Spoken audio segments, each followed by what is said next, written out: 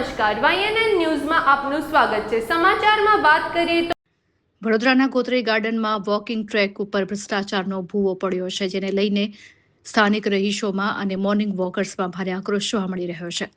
Walking ટ્રેકનો ભાગ ધસી પડતા લોકોમાં આક્રોશ ફેલાયેલો છે। અહીં સવાર સાંજ વોક માટે આવતા નાગરિકોની સુરક્ષાને લઈને સવાલ ઊભો થઈ રહ્યો છે। સદનસીબે આ ઘટનામાં કોઈ જાનહાનિ નથી થઈ, ત્યારે સ્થાનિકોએ કામની ગુણવત્તા સામે ગંભીર આક્ષેપો કર્યા છે અને જવાબદાર એજન્સી સામે કાર્યવાહી કરવાની માંગ ઉઠી છે। આ ઘટનાને પગલે સ્થળ ઉપર લોકોના ટોળે ઉમટી પડ્યા હતા। ભૂવાને કારણે વોકિંગ ટ્રેકનો ભાગ જોખમી બની ગયો છે, ત્યારે તંત્ર દ્વારા સ્થળનું નિરીક્ષણ કરીને સમારકામની કાર્યવાહી હાથ ધરાય તેવી શક્યતા હાલ સેવાઈ રહી છે। આ સમગ્ર ઘટનાએ વિકાસના કામોની ગુણવત્તા ઉપર ફરી સવાલો ઊભા કર્યા છે। રિપોર્ટર રાહુલ રાજપૂત। જો 30 વર્ષથી ભારતીય જનતા પાર્ટીનું શાસન છે। પહેલાં તો એવું જાણવા મળતું હતું કે રોડ પર અચાનક ભૂવા પડતા હતા। હવે તો જે ચાલવાના વોકિંગ ટ્રેક છે એ બી સુરક્ષિત રહ્યા નહીં, કારણ કે આ લોકો ભ્રષ્ટાચાર કરવામાં મદમસ્ત છે। કોન્ટ્રાક્ટરોની અધિકારીઓ સાથે મિલીભગત હોય એવું સ્પષ્ટ દેખાઈ આવે છે।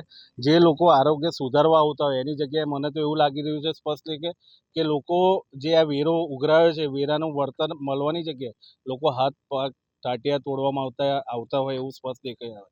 એટલે આની સ્પષ્ટ માગણી છે કે જે બી કોન્ટ્રાક્ટર, જે બી અધિકારી છે એને તાત્કાલિક ધોરણે સસ્પેન્ડ કરવો જોઈએ। એની પર તપાસ થવી જોઈએ, વિજિલન્સ તપાસ થવી જોઈએ કે આ ભ્રષ્ટાચાર કઈ રીતના થઈ રહ્યો છે। હાર્દિકભાઈ, આટલો મોટો ભૂવો છે, કોઈને કશું થઈ જાય તો જવાબદારી કોણ? સંપૂર્ણ જવાબદારી જે વોર્ડના અધિકારીઓ હોય, જે ગાર્ડન શાખાના હેડ હોય, એની સંપૂર્ણ જવાબદારી રહેલી છે। કારણ કે સમજો કે નાના છોકરા હોય કે વડીલો હોય, આજે વોકિંગ ટ્રેક પર લોકો ચાલવા આવતા હોય તો લોકોના સ્વાસ્થ્ય સાથે છેડા થઈ રહ્યા એવું તો લાગે, પણ જોડે જોડે હાથ પગ તૂટે અને 3-4 મહિના ઘરે બેસવાનો વારો આવે એવી સ્પષ્ટ રીતે દેખાઈ આવે। એટલે તાત્કાલિક ધોરણે જે બી અધિકારી કોન્ટ્રાક્ટર છે એને સસ્પેન્ડ કરવામાં આવે અને જે ભ્રષ્ટાચાર થયો છે એને વિજિલન્સ તપાસ થવી જોઈએ એવી મારી માંગ છે।